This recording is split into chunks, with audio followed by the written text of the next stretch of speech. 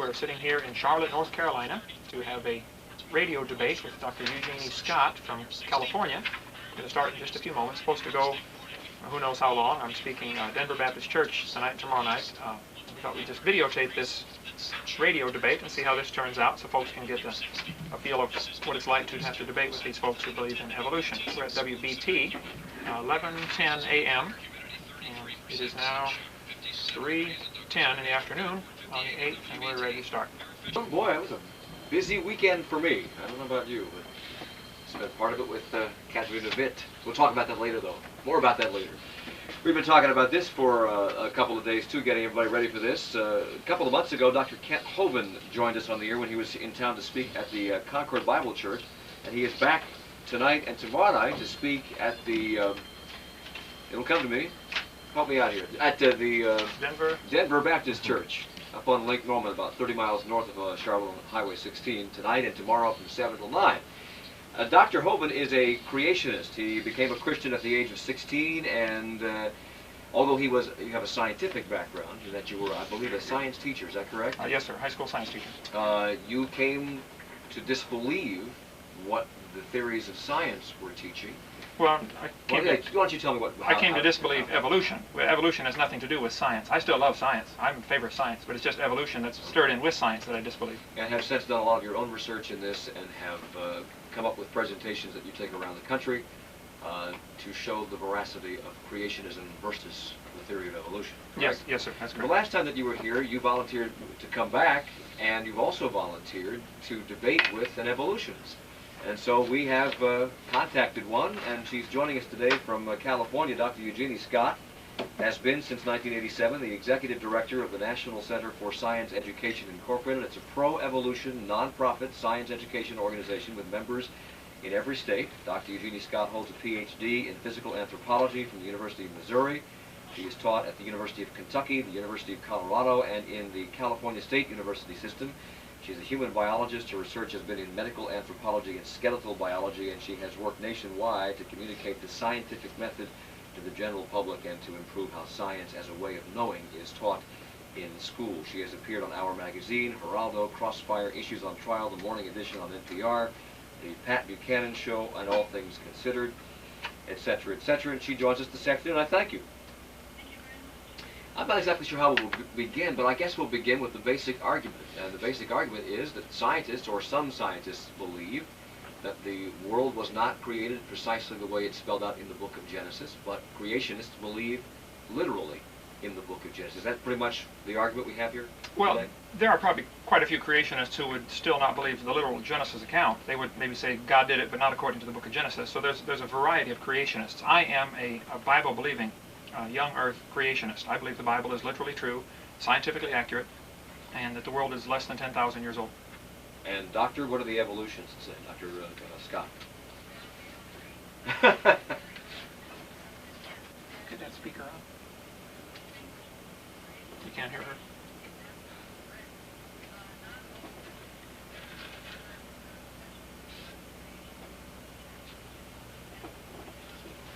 Put that by the microphone. I have to bring it up.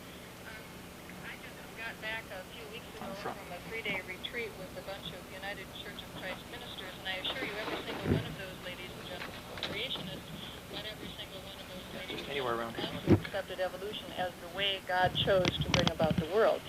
I would say that the distinction, and perhaps Kent, you might agree with me on this, the distinction between creation and evolution is not whether God created, because certainly God could have created any way he wanted to, including through evolution, if that's the way he chose. The distinction really is a question of history. What happened in the history of the universe? Did everything appear suddenly all at one time, as the literal reading of the Bible of Genesis would suggest, or does the universe have a history? Did change take place since the beginning, whenever that beginning occurred? I think it is clear that the vast majority of the scientific community agree that change has taken place since the beginning, that what we see today in the world is not the same as what has been in the past. Well, I would have to say that we need to define our terms here. Evolution the word simply means unrolling or outrolling or rolling out. So, there's a lot of varieties of it, but change through time. And I agree, there's been changes through time, but there is cosmic evolution, which is the bigger scheme of things, the Big Bang Theory, the universe starting from nothing. Right. And then there is biological evolution, which is changes once life gets here. Then there are changes. And what I object to, I guess, is the general theory of evolution, that the entire universe made itself out of nothing for no apparent reason, and that no creator is necessary. I would say a real strict definition would make evolution atheistic.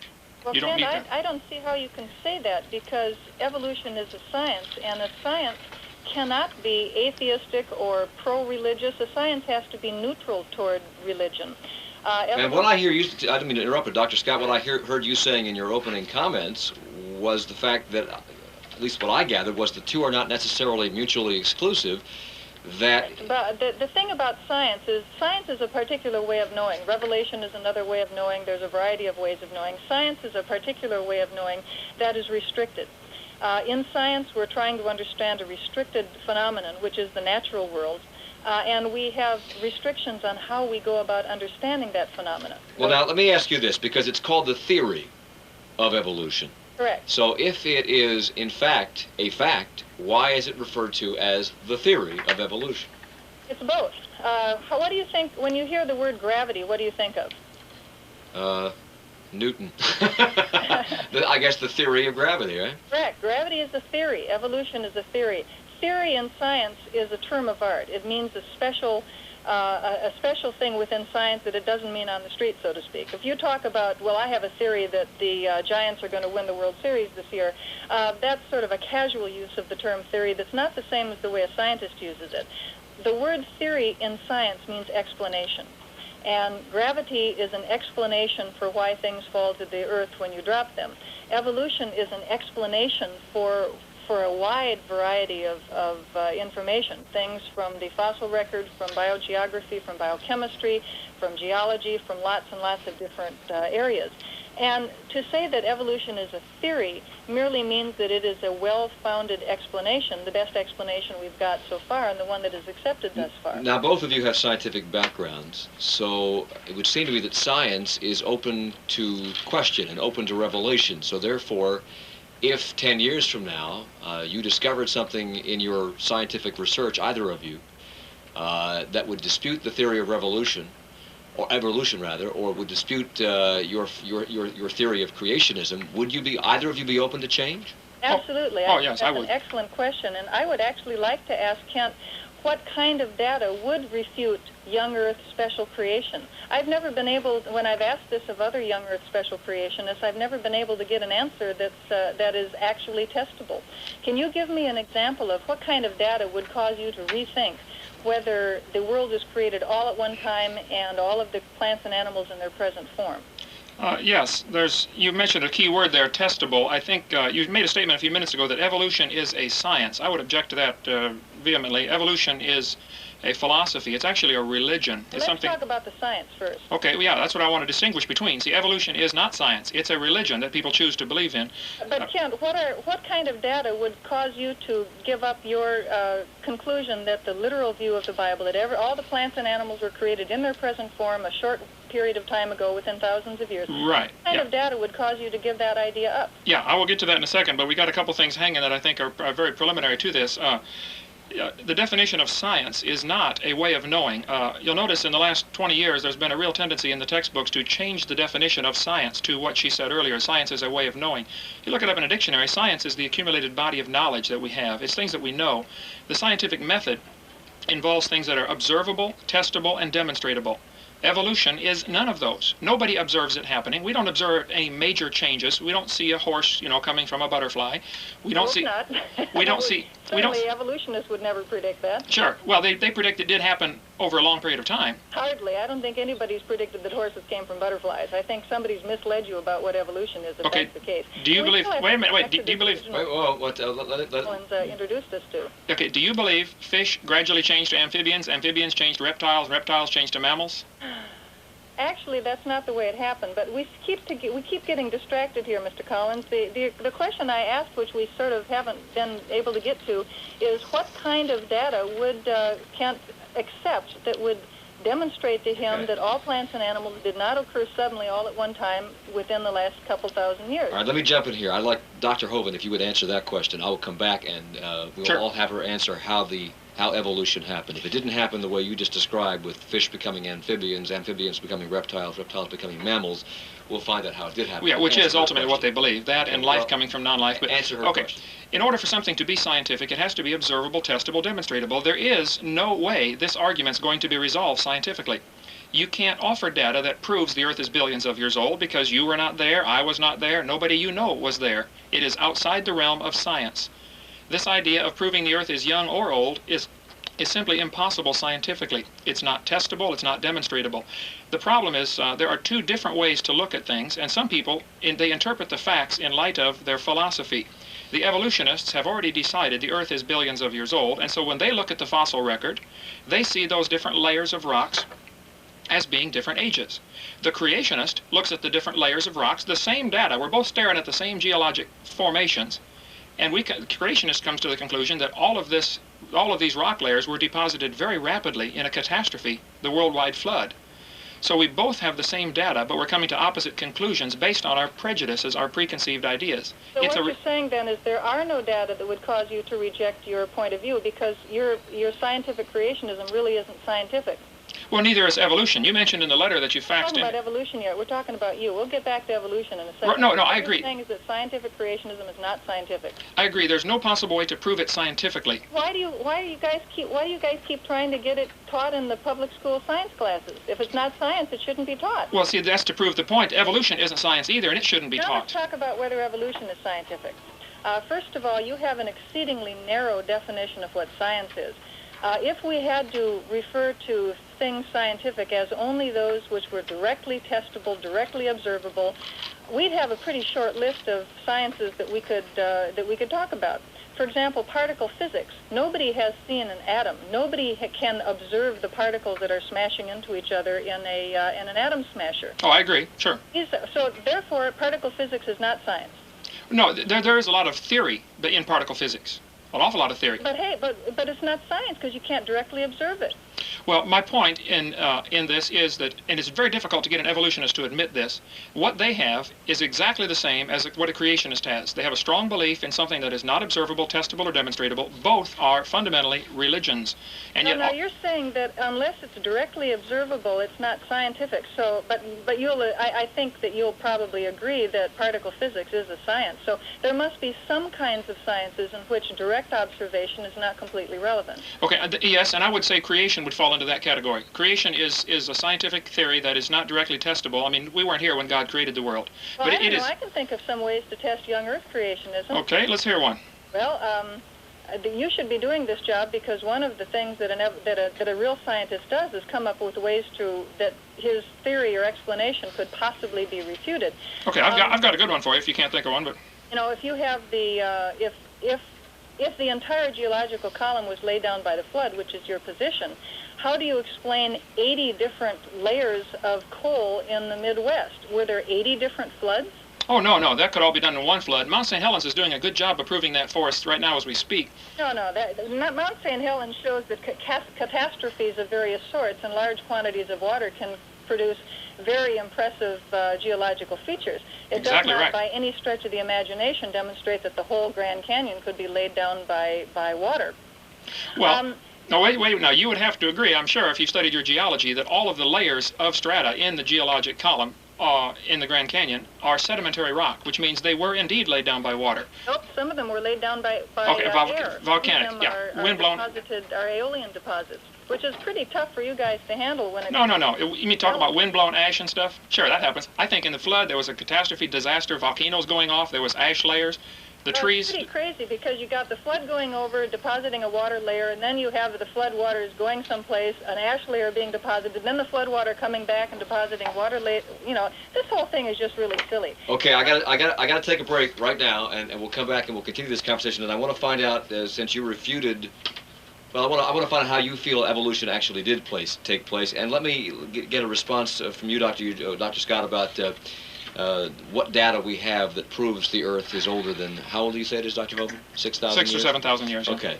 Our guests are Dr. Kent Hovind here in the studio and Dr. Eugenie Scott on the phone with us from California, and we'll continue our conversation in just a second. Going somewhere over the holidays? Rent a book on tape from Audio Library. Entertain the kids in the car or catch up with the hottest new novels and bestsellers on tape with over 5,000 titles to choose from at Audio Library, Cotswold Mall, and McMullen Creek. I want to tell you about a place called with a PhD in physical anthropology, and here in the studio with us, she's joining us by telephone, by the way. Here in the studio, Dr. Kent Hovind, who is in town to speak about creation science at the Denver Baptist Church tonight and tomorrow night. He has a master's degree in education and a PhD in education as well. Began a full-time ministry of creation science evangelism several years ago. He's been our guest before, and he is the one that suggested this debate between creationists and evolutionists. Dr. Scott. Yes. Dr. Hovind posed a question a little while ago about how evolutionists view evolution. Did fish become amphibians? They in turn became reptiles. Reptiles became mammals. Is that how evolutionists view this process? Well, only in a very rough and general sense. You ought to think about evolution. Let me give you a little metaphor to maybe help you understand it a little bit better. You have parents, and you have grandparents, and you have great-great-grandparents, and great-great-greats, and on ad nauseum. Those are your lineal ancestors, right? Mm-hmm. Simultaneously, you also have not just your parents, but your uncles and aunts, and your great-uncles and great-aunts, and your great-great-uncles and great-great-aunts, etc. You've got all these collateral kin as well. And you've got their offspring. You've got your cousins and your second cousins and your third cousins, your umpty-ump cousins, and so forth. When you look at the fossil record, the probability of fossilization is not very good. What you're likely to find is a lot of these collateral kin, and not necessarily very many of those lineal kin, the parents and grandparents and great-great-grandparents of a species. Now, if we look at the fossil record, what we see is a very definite pattern. We see at the beginning very simple organisms, and then we find multicellular organisms.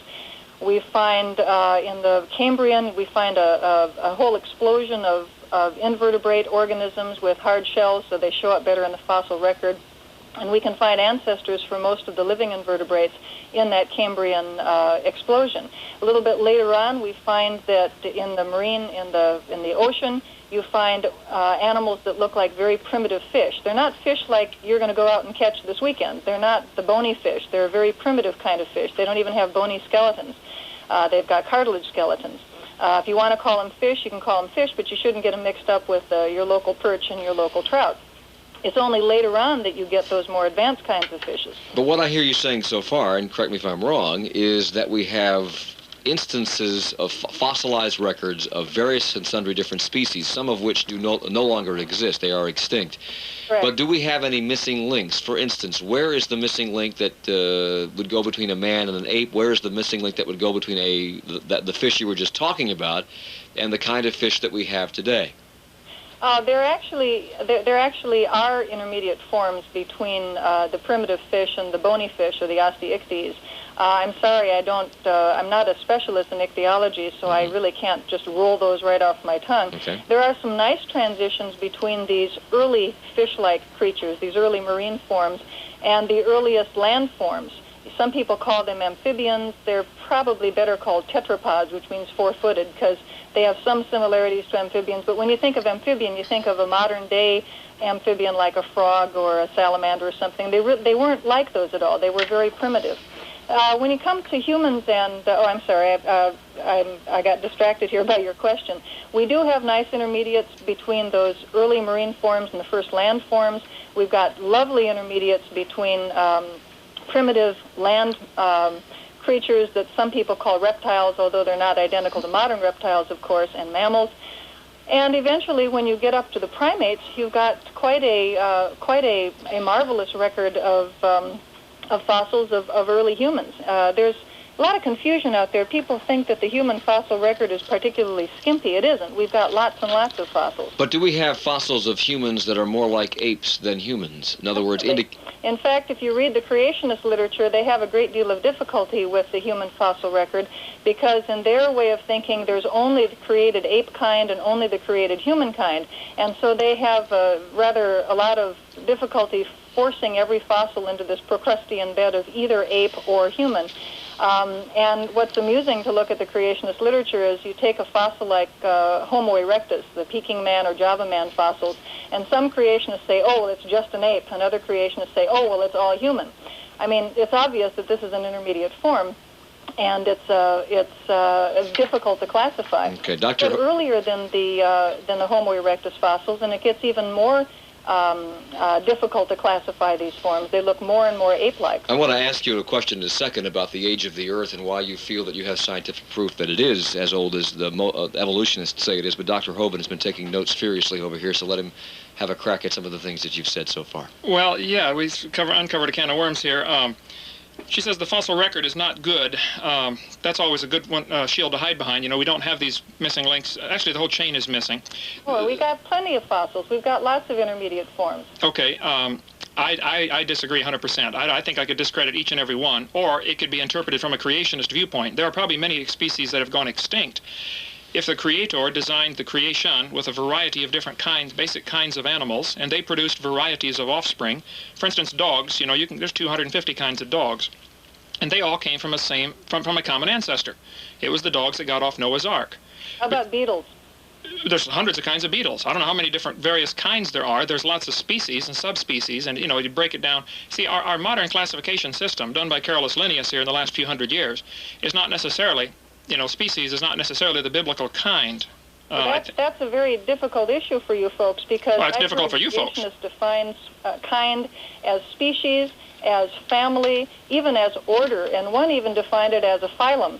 So if you've got a concept that is that wishy-washy, it's pretty difficult to say that it's a very good scientific way of classifying nature. But do we have anything that's currently living that we can point to and say, yes, that used to be so-and-so, but it has evolved into something else? We do have things that we can point to and say, yes, they have adapted to their environment, but can we say that one kind of marsupial became another kind of marsupial? Well, how about lions and tigers? How about if we look at speciation in action, so to speak? Okay. If you take lions and tigers, basically they occupy the same kind of ecological niche, one in Africa, one in Asia. It's a large felid. It's hunting large ungulate animals, generally by stalking rather than by running them down. And it basically kills animals because of its very, very great strength. Tigers and lions can interbreed in a zoo.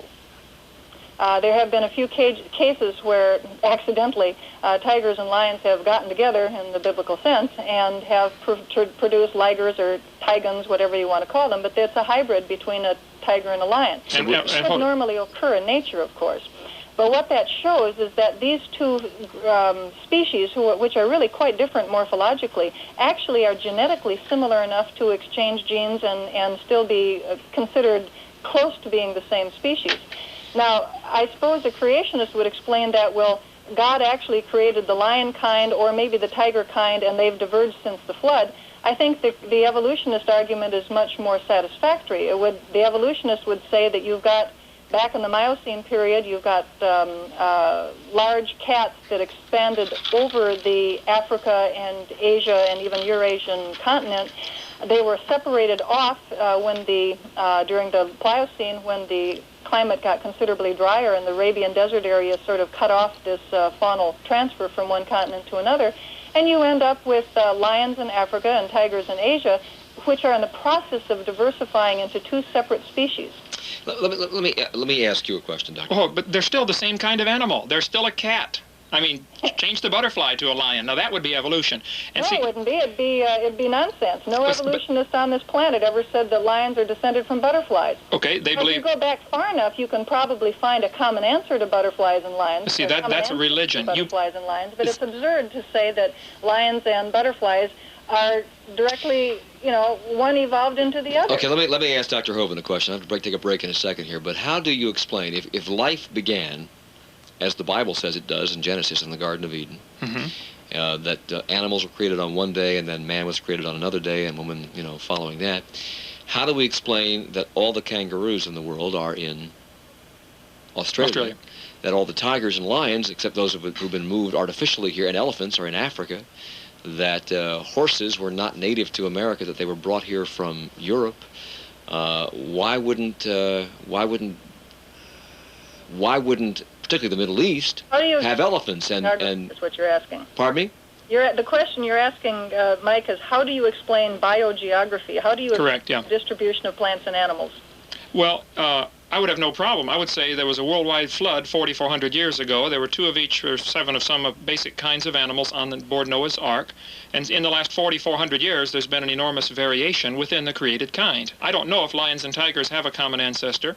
But wait a minute. If the flood took place and the Ark came down on Mount Ararat... In that region, right? In that region, how do you explain kangaroos exclusively migrating to Australia across a large landmass and across a large body of water after that, and having oak trees in England and America, but not in the Middle East?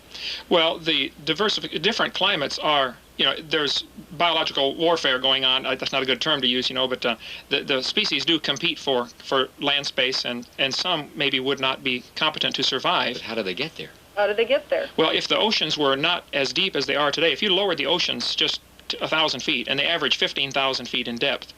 If you took that much water out of the oceans, all the continents become connected. The continental land bridge would be enormous between all these continents. The Bible says in the book of Genesis, chapter 10, in the days of Peleg, about 100 years after the flood, the earth was divided. There are several different creationist viewpoints on that, and it's not provable. Nobody was there. But the interpretation that I give to that is that the ice caps that had come all the way down to Kansas City, Missouri during the time of the flood were melting back. And that's why we have a continental shelf. And that's why within the first 100 years the animals were able to get to different continents and then became isolated there and trapped where they are. There are marsupials over here, and kangaroo fossils have been found in other places. They've been found in Africa. But they haven't. Yes, they have. Kangaroo fossils in Africa? That's nonsense. Your question is an excellent one, Mike. You've got the 2 little kangaroos hopping from the Middle East over across South Asia. And actually, some creationists bring in continental drift here. They have the marsupials of Australia, this very unique fauna, hopping over into the continent of Australia, which then amazingly breaks apart from Asia at that point and sails down about 45 miles per hour to its present location in the South Pacific. But isn't it funny that the only place where you find fossil kangaroos and fossil Australian marsupials is in Australia? How come if those little varmints had to go all the way from the Middle East to South Asia and across into Australia, that they didn't leave any fossils behind them? They must not have reproduced. And well, no, just a minute. 2 little kangaroo kind managed to stay close to each other? Did they hold hands all the way across the ocean? I mean, the biogeography is a real problem for flood geology. All right, I got to take a break, and when I come back, I want to ask you, Dr. Scott, how you can prove through scientific means the age of the Earth, because that's one of the questions that came up last time Dr. Hovind was here.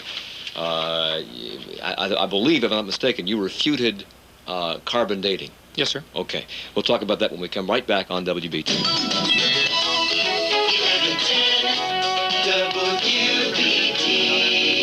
This is the VA and FHA refinancing program that you've heard so much about. No credit report, no job or income verification, and no points on loans over $70,000. You don't need the headphones. We're off the air. You can talk. Mortgage Group of America, can I help you? Mortgage Group of America is meeting the growing demand for innovative mortgage refinancing. And right now, interest rates remain at a 20-year low. But how long it will last, no one knows. By calling right now, you'll start saving money every month on your VA or FHA mortgage payment. There's no credit report, no job or income verification, and no points on loans over $70,000. Just joins us from California. She is a pro-evolution evolutionist, I guess is the best way to say that. I want to get into the topic of, because both of you want to get into this, the topic of creationism and evolution versus religion, or evolution as a religion. But first, both today and last time Dr. Hovind was here, he disputed the scientific evidence, quote unquote, of the age of the Earth as put forward by scientists who have used carbon dating. How do we know, Dr. Scott, that the Earth is older than Dr. Hovind says it is, 6,000 years old? Well, we know immediately from looking at tree ring dates. You understand about how every year a tree puts on an annular ring. Right. And you can match up trees from an area and literally count back 1, 2, 3, 4, 5, 6, 7 years from when that tree was cut down to when it was started, and so forth and so on. And tree ring dates already go back to in excess of 12,000 years. So right there, in a very, very simple, non-chemical, not difficult at all, procedure, the world is obviously more than 6,000 years old. You can do the same thing with cores from the ocean, sea cores, and cores from glaciers. Glaciers also put on sort of an annular ring in a sense. They put on identifiable layers with every year. I mean, there's all kinds of ways that don't really take a whole lot of, don't take a big laboratory to understand to immediately show that the world is more than 6,000 years. But of course, evolutionists claim that the world is billions of years old. And you don't have to depend upon radiocarbon dates. That's only one kind of radioactive isotope. Dr. Hovind was over here shaking his head during the tree ring explanation. So. Sure, yes. Overlapping... Still there, Doctor? Yes, I'm there. Okay, just checking. Yeah, the overlapping tree rings is an interesting one. There's been a lot of different studies on that. Dendrochronology is interesting. The idea is that you can match up the burn marks if a tree had a fire, if a forest... No, you don't match up the burn marks. You match up the actual width of the rings. Okay. And you have to use the same species. Sure, and I'm sure you're familiar with the fact that some trees produce more than one ring a year and some produce no rings a year. It's not an exact science like you try to make it out to be. Well, it is, because if you use bristlecone pine, they only put one ring per year, and bristlecone pine are like redwoods. They live for very, very long periods of time. Oh, I agree. And the oldest living bristlecone pine is 4,300 years old, which would put it after the flood. The Bible teaches the flood was 4,400 years ago. The flood took place. Well, hold it. Now, why is the oldest living tree 4,300 years old? Oldest living bristlecone pine. I think that's pretty impressive that there's anything that old. I mean, you're expecting to have one that's 6,000 years old? Come on. Well, why not? I mean, you're the one that believes it's that old. I mean, I'm saying there isn't any physical proof that anything was here before. And I think before the flood, you know, some trees were obviously growing around the world. And the evolutionist idea that they try to get across the point that the creationists believe that all life started in the Garden of Eden. That's not at all what the Bible teaches. Animals and plants were created all over the world. It was only man that started in the Garden of Eden. The world was full of critters. She mentioned the ice cores. That's interesting. They just dug up some World War II airplanes that had crash landed there in Greenland in 1944, I believe. They were 250 feet deep in the ice with thousands of layers, laminate layers. It would look like they'd been down there for 50,000 years because of all these different layers. All you got to have is one volcano 1,000 miles away or 10,000 miles away, and you get an ash cloud drift over. It deposits many layers. Ice cores is a very inexact science. You cannot prove the world is billions of years old from that. Those planes are 250 feet deep in less than 50 years. I don't know anything about those planes, but I do know that when it comes to tree rings, you don't have to have one tree that's 14,000 years old in order to trace back the annular rings. You compare different trees. If you find an archaeological site, say in the southwest, that where the Indians had used bristlecone pine for beams or for some other purpose, you can take a core from that and you can match it up to that tree that is 4,000 years old and see where those rings match up. And they will. They'll be wide or narrow, depending. And you know, it's... Well, hold on. I'm sure you're familiar, if you've had biology and stuff, that trees, the width of their ring is determined by a number of things. And the California fires here this last week showed us that sometimes the fire rips up one valley and leaves another valley alone.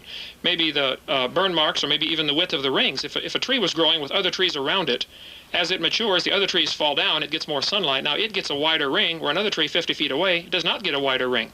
The rings do not always match up exactly, and it is not an exact science like they try to make it out to believe. Okay, I got a break. One more time. When we come back, to me, as the interloper here or the intermediary here, it seems to make little difference whether you're right, Dr. Hovind, or whether Dr. Scott is right, because to me, evolution is not mutually exclusive to a belief in a creator. Right. And nor is your point of view, Dr. Hovind. So I want to find out why you both feel the way you feel, and why you feel, Dr. Hovind, that the evolutionists are really a religious group. Yeah, that's all it is a religion. To me, I don't understand that, so we'll sure. get the answer to that.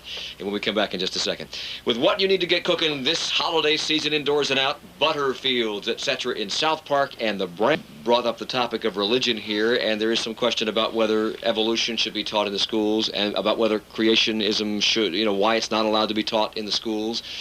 And you, Dr. Hovind, feel that the evolutionists approach this like a religion. Why? To me, religion automatically says there must be a God at the top of the pedestal, and the creationists deny that evolutionists believe that God is responsible for it. Well, no, the evolutionists definitely have a couple of gods. They have the god of chance. They have the god of time. They believe the world's billions of years old. it's a religious belief in the sense that it's not observable or testable. They cannot show how the matter got here. The world is made of matter. Space is full of matter. Where did it come from? How did it get here? It had to be created. So it is a religion. Now, they believe no deity was responsible. The universe just kind of made itself, a cosmic quirk of some kind. And then they have to somehow get life from non-life. Well, that's a religious belief. That's not observable or testable or demonstratable. That's something they believe happened in the distant past. And it's just a religion. Is that the way you, Dr. Scott? You know, it's funny, hearing a creationist define what evolution is sort of like having Madeline Murray O'Hare to Catholicism. You might learn something, but it's elude. First of all, the first or the beginning of evolution. At the beginning of what evolution is, what creationism is, and we distinguish.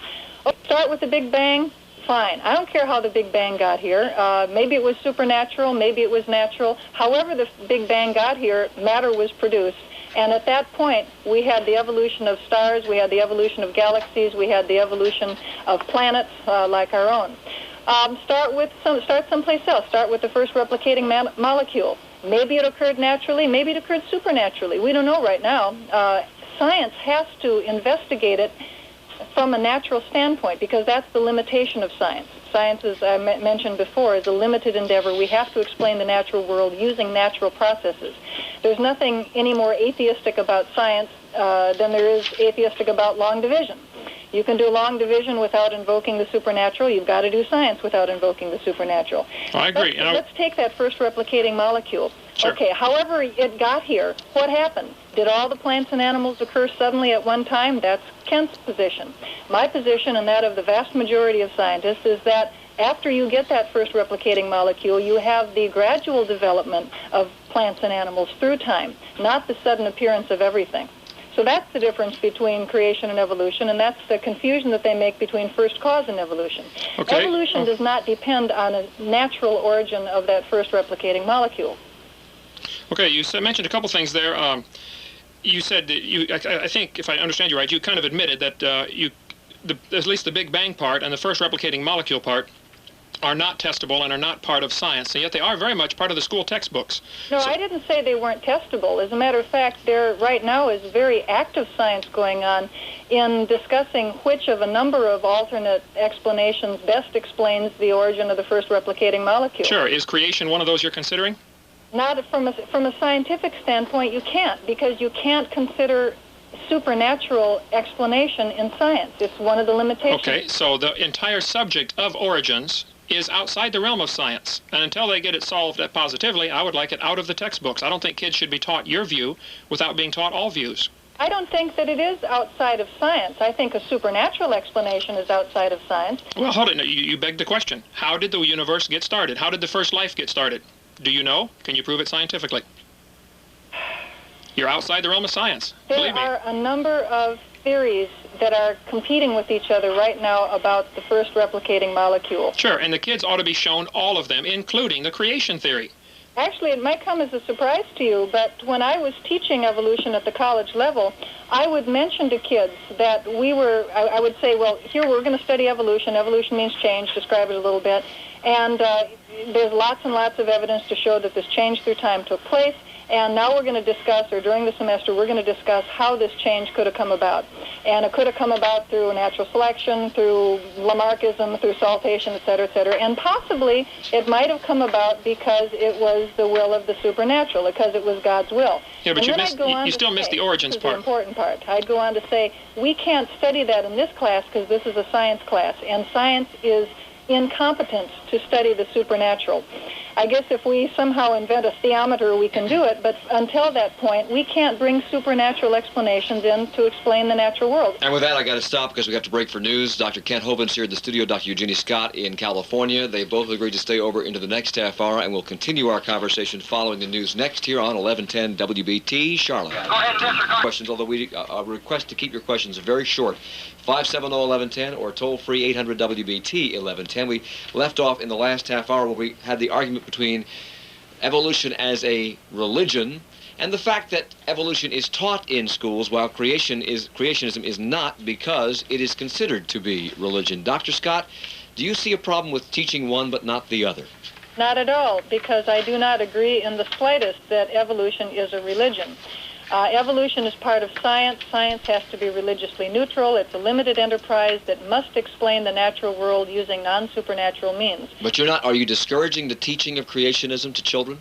I am discouraging the teaching of creationism as science to children. I think that children should learn biblical literalist creationism. They should learn non-literalist creationism. They should learn the creation stories of the Munduruku and the Hopi and the Australian Aborigines. I think comparative religion is a wonderful idea, and I think children need to know that. Dr. Hovind, since Dr. Scott believes that children should be taught all of those things, do you believe children should be taught all of those things? Oh, I collect the public school textbooks. I assure you they are not taught biblical creationism in the public school textbooks, at least at the grade school, junior high, and high school level. It is not offered. I have the books from every major publisher. But you believe they should be taught? Sure, that's only fair. You believe they should be taught the other creationist theories of other religions? Oh yeah, I think on a level playing field, if kids were allowed to view all the various options, if somebody says, hey, we think the world's not standing on the back of a giant turtle, they would see that silly.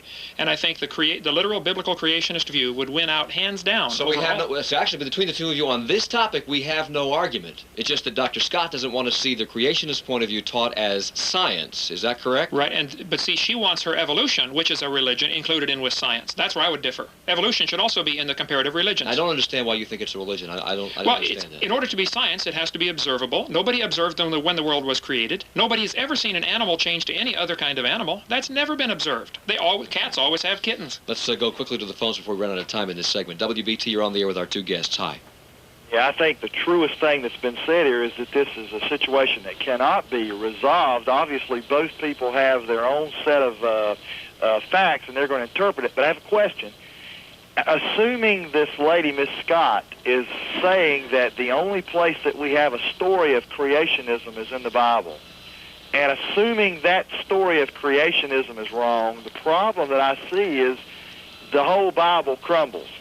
In order to take her theory, have her explain how it could be that you could have millions of years of death through evolution, and the Bible specifically says no one died until man sinned.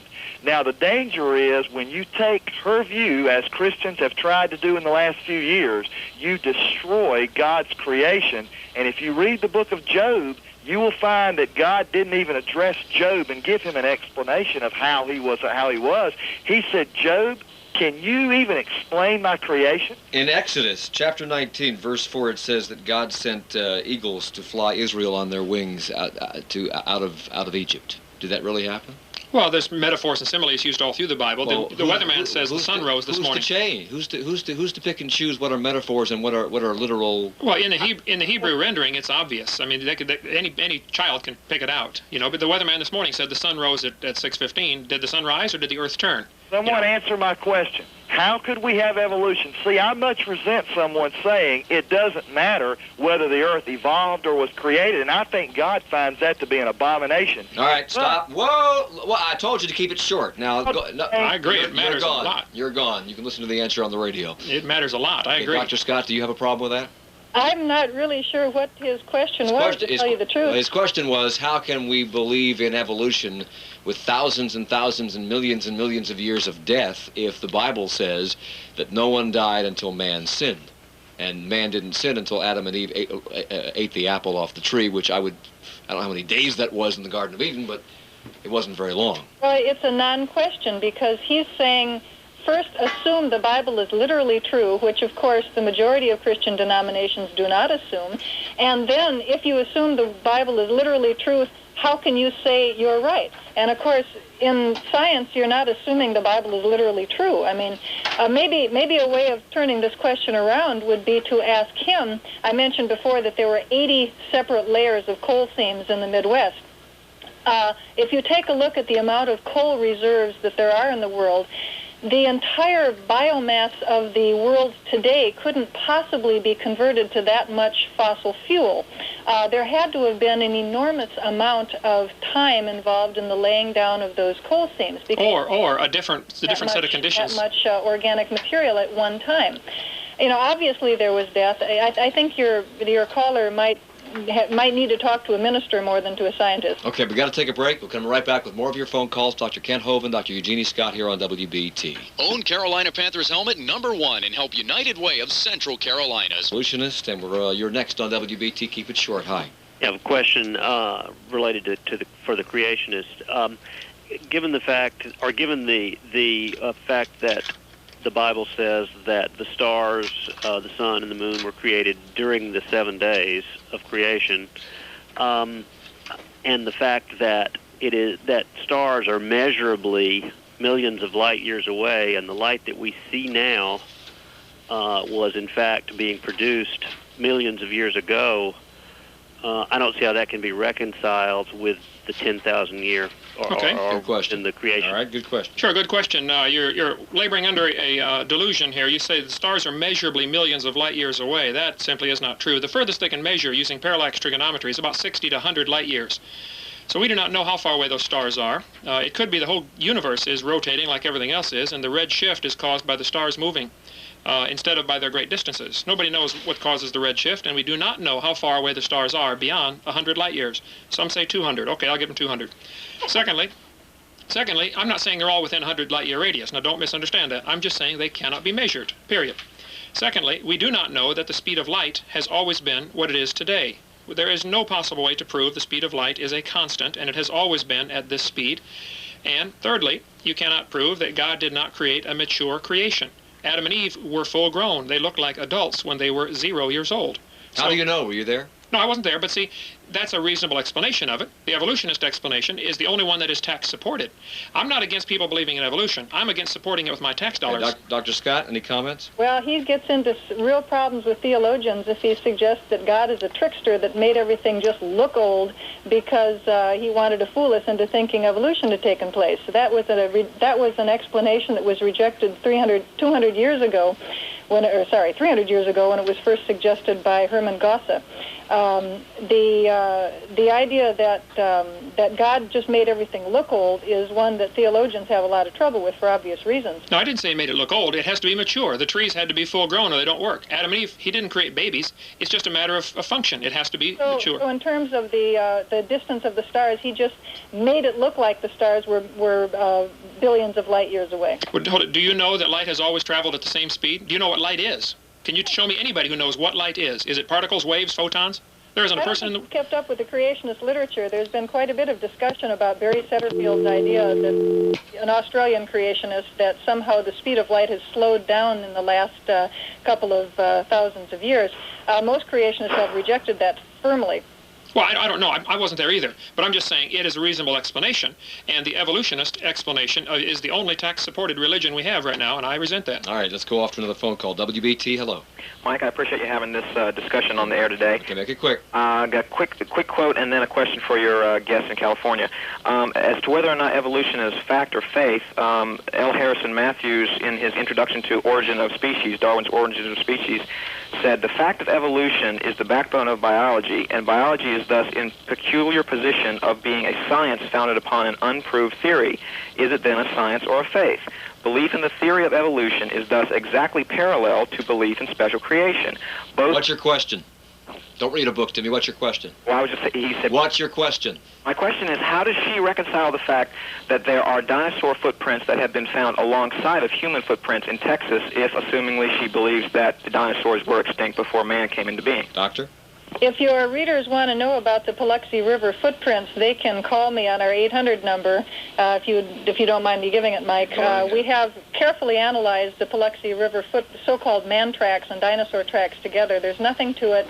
They are erosional features. They're scour marks. In some cases, they're eroded dinosaur prints. I'm sorry to say there is no evidence of dinosaur and human footprints together in Texas or any place else. Okay, I was there 2 weeks ago, Mike, in Glen Rose, Texas. This is a casting. I'm holding it in my hand. You're welcome to examine it. This is a casting from there, certified by Clifford Burdick, a geologist who found it in the strata. There are 600 of those footprints. I have walked in them myself. I have analyzed them carefully also, and I would disagree 100%. Dr. Scott, this footprint is as long as my forearm. 16 inches long, size 24. And it's probably just as deep as the dinosaur footprints were, too. But they tried to say that's a dinosaur footprint. I have no idea. You know, the wonders of radio, I can't exactly see what you're holding up. Well, what I'm holding is a casting of a footprint that is the length of my forearm. Size 24. And it is a footprint. I mean, it is a large, unless it was artificially made, it is a large footprint. Well, a lot of them were artificially made. Okay. That Hold was on, quite just a minute now. Industry back in the Depression. People would cut out dinosaur footprints and sell them to tourists, and they just human footprints they sold even better. Okay. And Burdick will admit that an awful lot of those prints are human are carvings, are fakes. An awful lot. Wait a minute. 5 or 6 were carved, and you're right about that. But 600 have been excavated. Right, let me try to get one more phone call before we go any further here, because we're running out of time fast. Hi, WBT. You there? Guess not. Hi, WBT. You there? Yes, Mike, I am. Okay. I have a question for Dr. Scott, and I'm not a scientist by any means, but in regards to the law of thermodynamics, how can you explain the first law where it states that matter and energy works from a organized state to a disorganized state in light of evolution, which seems the opposite, from a disorganized state to a very organized and complex state? And I'll hang up and listen to the answer. Okay, thanks for your call. Doctor? Here again, sir, I'm afraid you've been misled by somebody. They've only given you part of the story about the second law of thermodynamics. They've left out a very important component, which is that, yes, there's a tendency for matter to become, or energy to become less organized in a closed system. The planet Earth is an open system because it receives energy from the sun. And there is no problem at all from a physics standpoint with evolution taking place, because on the planet Earth and perhaps elsewhere in the universe, who knows, we are dealing with open thermodynamic systems. Dr. Scott is the Executive Director of the National Center for Science Education. You wanted to give out your toll-free number. Go ahead and do that. If any of your listeners are interested in the creation-evolution controversy, they can call me at 1-800-290-6006. 800-290-6006. We're out of time.